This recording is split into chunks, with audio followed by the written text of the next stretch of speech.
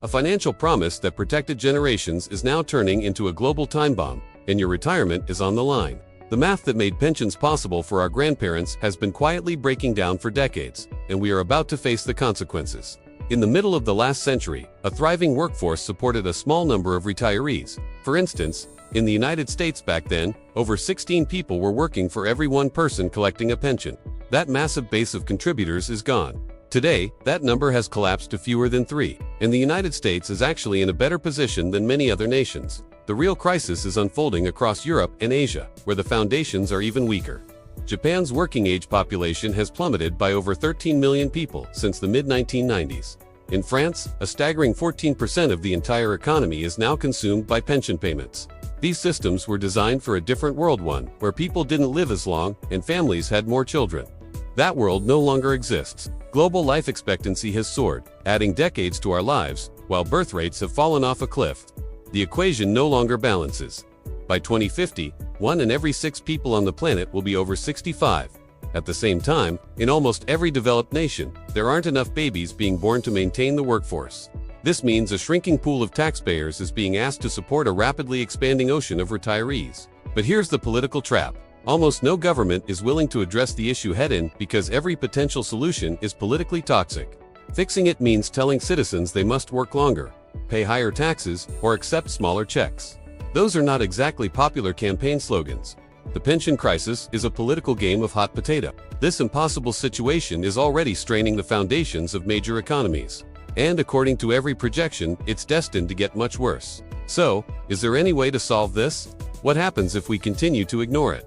And crucially, is there a single country that has found a way out of this mess? The core concept behind most public pensions is a simple intergenerational pact. You pay into the system while you work, and when you retire, the next generation of workers funds your benefits. It's often called a pay-as-you-go model. The money you contribute today doesn't get saved for you. It immediately goes out to current retirees. This model flourished in the post-war era. Economies were booming, populations were younger, and the ratio of workers to retirees was healthy. But that foundation has crumbled. The US ratio has already fallen from 16:1 to under 3:1. By 2035, it's forecast to drop to just 2.3 workers for every retiree. This is what experts call a dependency ratio crisis. Too few people working to support too many who are not. The implications are staggering. In the United States, the most urgent threat is the system simply running out of cash. Social Security, the nation's colossal pension scheme, supporting over 73 million people, is funded by a payroll tax. The system is designed to be self-balancing, but the balance is breaking. Projections show the program's trust funds could be depleted by 2035. Once that buffer is gone, incoming taxes would only cover about 83% of scheduled benefits. That translates to an automatic 17% benefit cut for every retiree. For someone relying on a $1,900 monthly check, that's over $300 gone each month. And this doesn't even account for the silent thief of inflation, which steadily makes each dollar worth less. The problem isn't just federal. State pension funds are in even deeper trouble, with a collective funding shortfall measured in the trillions of dollars.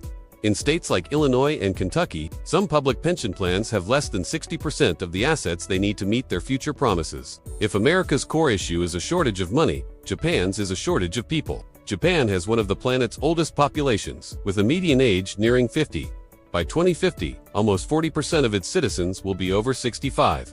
Its workforce has been contracting for decades, forcing pension spending to consume over 9% of its GDP. Japan also carries the burden of a lost generation. After its economic bubble burst in the 1990s, companies froze hiring. A whole cohort of young graduates was forced into temporary work without benefits or access to the primary pension system. Now in their 40s and 50s, this group has little savings and patchy pension records, setting the stage for a future wave of elderly poverty. The government is already stretched to the limit, spending more on pensions than on healthcare. To manage, it has borrowed heavily, accumulating public debt that exceeds 250% of its GDP, the highest level in the developed world.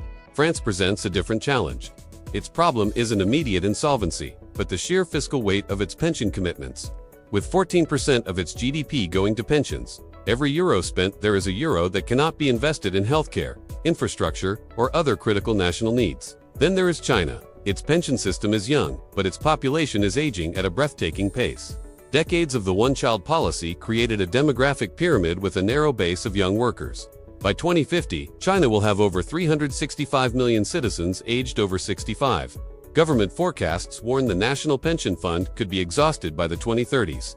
This poses an immense risk for a populace that has grown accustomed to rising prosperity but lacks the extensive private savings of older economies. Add all these figures together, and the global total is almost incomprehensible.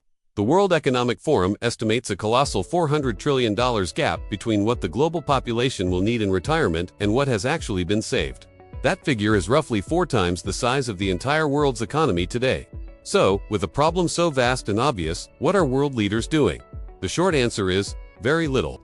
Every potential solution inflicts short-term pain, and politicians are not rewarded for solving long-term crises. This is a rare area of bipartisan agreement among rivals. Leaders from all sides vow not to touch retirement benefits. Addressing pensions means choosing from a menu of unpopular options, raising the retirement age, cutting benefits, or increasing taxes.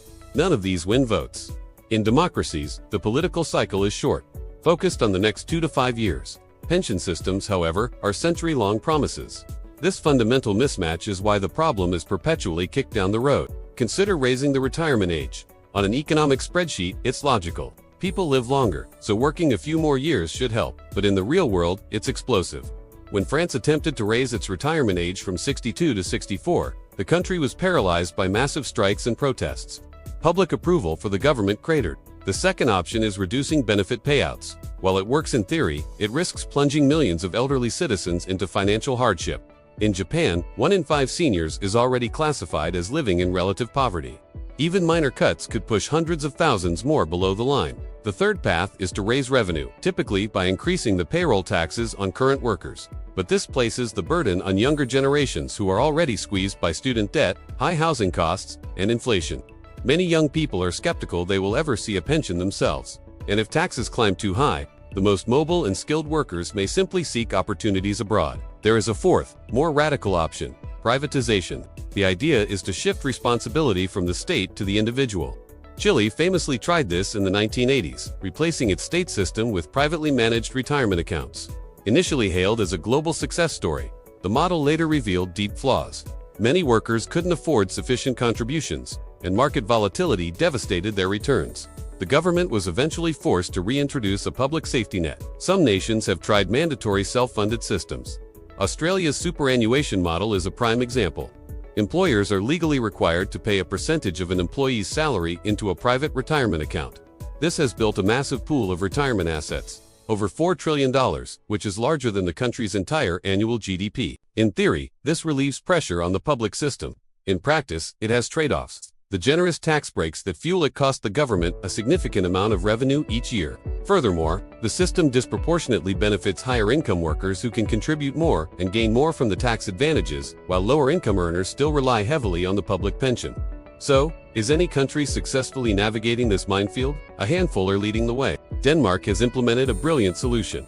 Its retirement age isn't fixed. It's mechanically linked to average life expectancy. As Danes live longer, the retirement age automatically ticks upward. There's no political battle every few years. When the policy was set, the age was 65. By 2030, it will be 68, and it may reach 70 by the 2040s. This gives everyone decades to prepare and keeps the system solvent.